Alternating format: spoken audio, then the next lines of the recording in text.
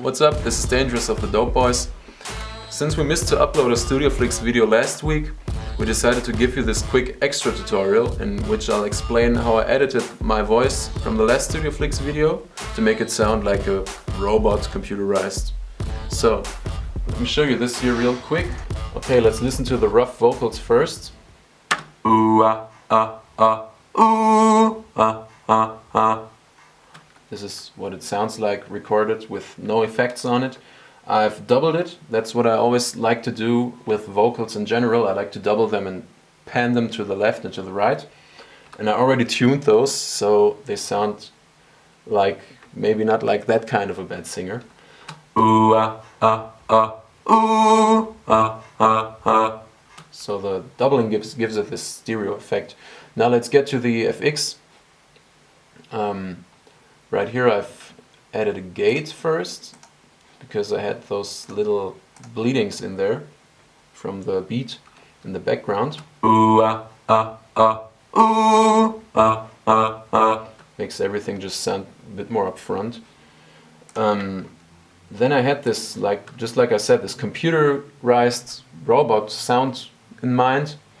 And I thought how I can achieve this kind of effect. So the first thing I added was this Octaver to add a low octave. Ooh ah ah ah, ooh ah ah ah.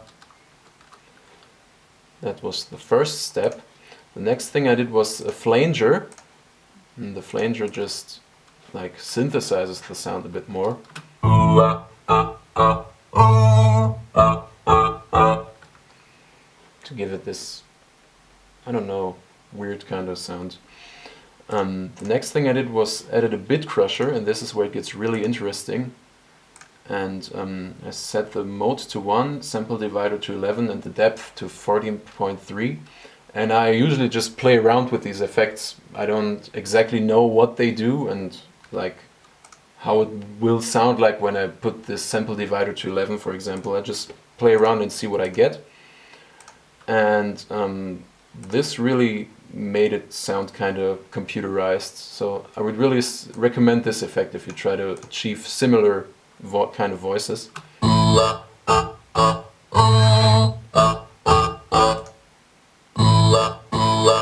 Okay.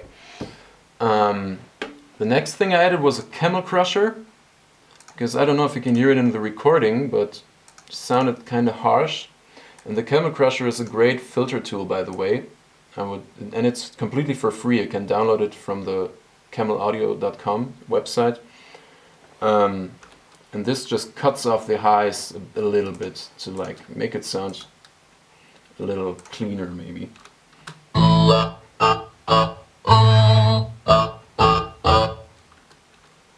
And the next thing I added was a compressor. And this is our Vox compressor, by the way, to make it sound a little bit more punchy, a little bit more louder, and to like even the dynamics a little bit.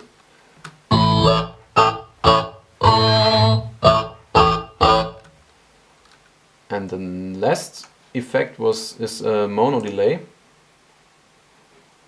and this just adds a little bit of delay on top of the sound to make it sit a little bit better in the mix. And what I finally did was, with the two sounds, I routed them into the voice group. I call it vocals. And right here I added another RVox compressor, which just glues the two sounds together a bit.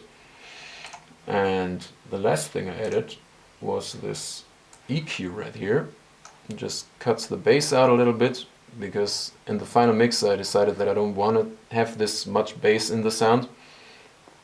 And here it just adds a little bit more highs on top to give it this clean, bright kind of thing. Now let's listen to the final voice.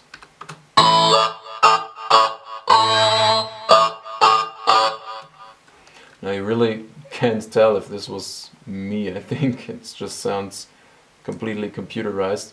And what I also found out was that I can take those small bits of sound and rearrange them and tune them differently so that I can like play around with the notes that this computer voice does. So let me show you this real quick.